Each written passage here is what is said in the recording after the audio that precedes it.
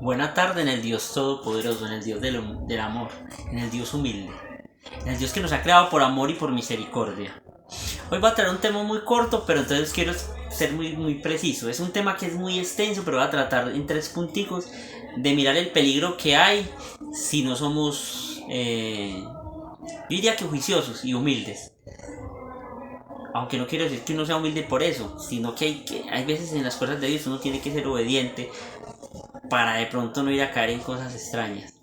Resulta que hoy les voy a hablar de algo bien interesante, que es solo la Biblia, que yo lo escucho y entonces veces vienen acá a predicarnos a nuestras casas, solo la Biblia, no religión, no iglesia. Y yo eso no lo he encontrado en la Biblia. No lo he encontrado y me encantaría que me lo mostraran, no existe. Pero Jesús sí dijo otra cosita. 3 cositas más dijo, en las cuales voy a explicar y hay que tenerlas en cuenta porque las dejó el Maestro, el Dios Todopoderoso, el que no miente, el que no se contradice. Él dijo 3 cositas muy elementales. La primera, aquí lo voy a tomar desde una Biblia Reina Valera, una versión antigua, muy buena porque está antigua. Esta Biblia tiene sus errores, pero es muy fiel como a las buenas traducciones. De cierta manera, hay 2 o 3 cositas que hay que tener cuidado con ellas. Pero en el resto uno ve que está muy pegada a lo que es la Biblia católica. Porque por ejemplo la traducción del Nuevo Mundo es una Biblia que tiene una cantidad de cosas tremendas y que a uno le da hasta miedo leer, Dios mío, todo lo que le han cambiado. Entonces, primero que todo, Jesús nunca dijo solo la Biblia. ¿Y por qué nos damos cuenta que Jesús no lo ha dicho? Porque la palabra lo dice. ¿Qué dice en Juan 20:30? Mire lo que dice la Biblia.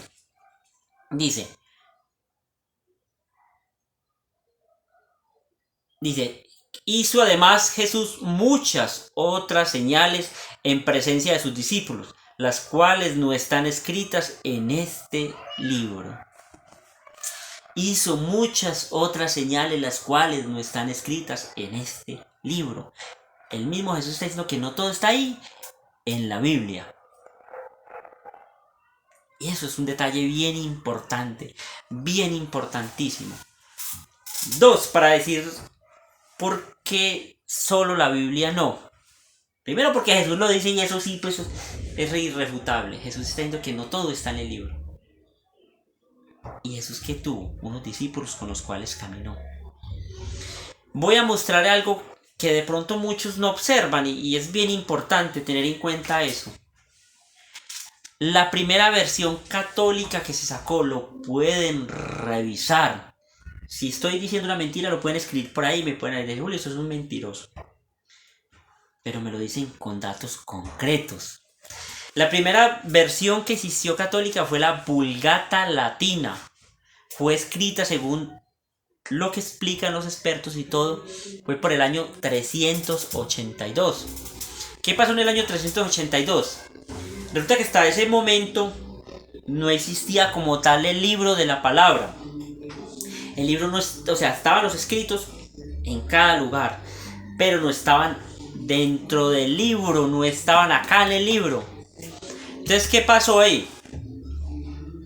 Y ya se lo voy a explicar un poco más adelantico. ¿Qué pasó ahí? Entonces, en el año 382, el Papa San Damaso I hizo un sínodo, el sínodo romano, y le dijo a los obispos que estaban en cada región de esa, les dijo, tráigame los libros que están en Roma, tráigame los que están en Efeso, los que están en Corintos, en cada pueblo. Entonces, ¿qué hicieron? Los llevaron, se hubo reunión de obispos, eso se llama un sínodo, reunión de obispos con el Papa, reunieron los libros, inclusive había más libros, oraron, revisaron y el Papa dijo, estos son los libros, esto es palabra de Dios, y colocó a un señor llamado San Jerónimo a que los escribiera y él comenzó a escribir, a organizarlos. Entonces esa fue la primera Biblia católica que existe. La primera Biblia no católica, evangélica o protestante, aquí está. ¿En qué fecha está? Ustedes lo pueden mirar ahí. Es una Biblia que se llama Biblia del Oso 1569. Fue una Biblia hecha por un señor llamado Casiodoro de Reina. Por eso aquí dice, En esta Biblia que tengo es una Biblia Reina Valera muy buena en cuanto a la enseñanza ya de ellos. Y esta Biblia es revisada por el señor Casimiro de Reina. Viene de esa traducción. Esa Biblia fue hecha en 1569. O sea, casi 1569 años después de la venida del Señor. Si dicen solo Biblia, estarían diciendo que nacieron en el año 1569. ¿Sí o no? O sea, por lógica, o sea, no hay ese ponerle un poquitico de sentido común. Si dicen solo la Biblia, entonces nacieron en 1569.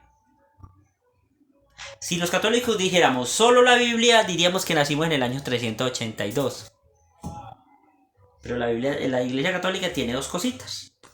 Primero, que ella explica que todos estos textos y todo esto fue explicado en la Iglesia por tradición.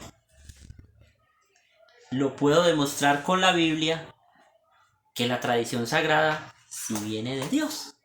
¿Qué es tradición? Tradición es que, supongamos, una familia tenía unas creencias y se las transmitieron a sus hijos, a sus nietos, hijos, nietos, y se fue transmitiendo de generación en generación. Aquí lo podemos leer desde la misma palabra de Dios. Mire lo que dice en el libro de Tesalonicenses, segundo libro, capítulo 2, verso 15, dice lo siguiente, dice: así pues, hermanos, manteneos firmes y conservad las tradiciones que habéis recibido de nosotros. Ya les está dando una orden, que tomen esas enseñanzas que han recibido de ellos, las van transmitiendo. Ahí no le está diciendo Pablo, hermano, aleluya, hermano, obedezcan Juan 15, no, tomen las tradiciones, las enseñanzas que nosotros les hemos dejado. Y lo podemos volver a encontrar en Timoteo, segunda de Timoteo 2:2, dice lo siguiente: y lo que habéis oído de mí, está diciendo Pablo, le está diciendo a Timoteo, lo que habéis oído de mí entre muchos testigos, eso os encárgalo a hombres fieles, que sean idóneos para que enseñen a otros. Eso se llama tradición. Entonces el mismo Pablo está diciendo que la enseñanza que ellos recibieron de él, se la transmitan a unos para que ellos las enseñen a otros. Eso es tradición, es llevar una enseñanza, comenzar a llevar. En ese primer siglo no existía la Biblia, lo sabemos por lógica, porque según dicen que los escritos se hicieron más o menos del año 50 o 60 hacia adelante. Entonces Pablo ahí está tomando la enseñanza de los apóstoles, o de otros obispos. Y mire otro caso más. Aquí Pablo no se basa en la Biblia. En 1 Corintios 15:5 dice: y Jesús se le apareció a Cefas, o sea, a Pedro, y después a los 12. Está contando Pablo. Pablo no caminó con Jesús primero. Él vino mucho después, tanto que él persiguió a toda la iglesia, a los servidores de Jesús. Y tampoco está ese escrito, no está en los 4 evangelios. ¿Qué significa? Que él lo tomó por tradición, me imagino que de los otros apóstoles. Entonces, si vemos, solo la Biblia puede contradecir la misma Biblia si no lo hacemos de la forma correcta, como lo dejó Jesús. Es más, para ser más claros, Jesús, cuando se encuentra con los apóstoles en el capítulo 16, verso 16 más o menos hasta el 19, pasa algo. Jesús comienza a preguntarles a ellos: ¿y quién dice la gente que soy yo? Y entonces unos dicen, no, es que dicen que era un profeta, y comienzan a hacerle varias descripciones de lo que pensaba la gente. Y entonces dice él: ¿y quiénes dicen ustedes que soy yo? Le pregunta a los apóstoles. Dice que se paró Pedro y dijo: tú eres el Hijo del Dios vivo. ¿Y qué le dice Jesús? Esto no te lo ha revelado ni la carne ni la sangre, sino mi Padre que está en el cielo. Y yo te digo a ti que tú eres Pedro, y sobre esta piedra edificaré mi iglesia, y todo lo que tú ates en la tierra quedará desatado en el cielo, y lo que desates. Y le dio una orden, y le dio una autoridad. Y en ese momento él comienza a hacer su iglesia. Porque tú eres Pedro, y sobre ti edificaré mi iglesia. Hablo en singular, una. Y vuelve y lo dice, que ese texto es muy fuerte. Lo voy a leer desde la Reina Valera porque ese texto me parece muy fuerte. Resulta que Pablo ya está sirviendo a la iglesia, en el capítulo 20, verso 28 al 30. Y mire Pablo lo que dice, para que nos demos cuenta de que la Biblia sola no es bíblico. Pablo lo está tomando. Capítulo 20, verso 28. Dice lo siguiente, dice: por tanto, mirad por vosotros y por todo el rebaño en el que el Espíritu Santo os ha puesto por obispos. Sí, mira ahí lo que está diciendo, lo que ha puesto por obispos. Y mire la recomendación que le hacen los obispos: para apacentar la iglesia del Señor, no las iglesias, la iglesia del Señor, la cual la ganó con su propia sangre. Mire el valor que tiene la iglesia para Jesús. Entonces cuando alguien me dice, no, eso es religión, no, eso es iglesia, no, solo la Biblia, eso no aparece en la Biblia y no es palabra de Dios. No sé palabra de quién será, pero no es palabra de Dios. Y sigue en el verso 29, dice: porque yo sé que después de mi partida entrarán en medio de vosotros lobos rapaces que no perdonarán al rebaño, o sea, a la iglesia. Eso ha pasado durante 2000 años. Martín Lutero era un sacerdote católico, era un religioso. Y él fue uno de los que dijo, solo la Biblia. Y solo la Biblia, que lo llevó en 1517. A dividir, a hacer un cisma en la iglesia, a dividir la iglesia. ¿Qué pasó con esa división? De ahí aparecieron, en ese momento hay alrededor de 70.000 iglesias cristianas en Estados Unidos diciendo que están inspiradas por el Espíritu Santo y se contradicen entre sí. Entonces solo la Biblia lo puede contradecir a uno y le puede hacer uno de que lo que dice Jesús no es cierto, cuando todo lo que dice el Señor es totalmente cierto. Por eso yo a veces me encuentro gente que me dice, Julio, es que la Biblia se contradice. No, la Biblia no se contradice. Lo que pasa es que nosotros somos desobedientes. Lo que pasa es que nosotros somos soberbios y hay veces no escuchamos la voz de Dios por eso. Entonces, si miramos ahí, ¿qué pasa? Que ya Jesús habló de una iglesia. Después Pablo nos habla de unas tradiciones que ellos siguen y que hay que irlas llevando. Por eso la Biblia, se predicó sin la Biblia hasta el año 382 por tradición. Lógico, las enseñanzas de la misma palabra, pero por tradición oral. Y ya en el año 382 todos esos libros se unen y se meten acá en la Biblia, y por eso se llamó Biblia, es que significa colección de libros. Entonces el mismo Jesús en ninguna parte dice solo la Biblia, pero sí habla de tradición, de enseñar unos a otros y ir llevando esa enseñanza. Y si habla de una iglesia que la formó cuando dice Mateo, y después habla Pablo de esa iglesia que vale la sangre de Cristo, esa iglesia que está guiada por los obispos. Le leí desde la Reina Valera, lo que le leí fue desde la Reina Valera. Entonces, miren la necesidad para que haya una interpretación bien de la Biblia, la iglesia y la tradición.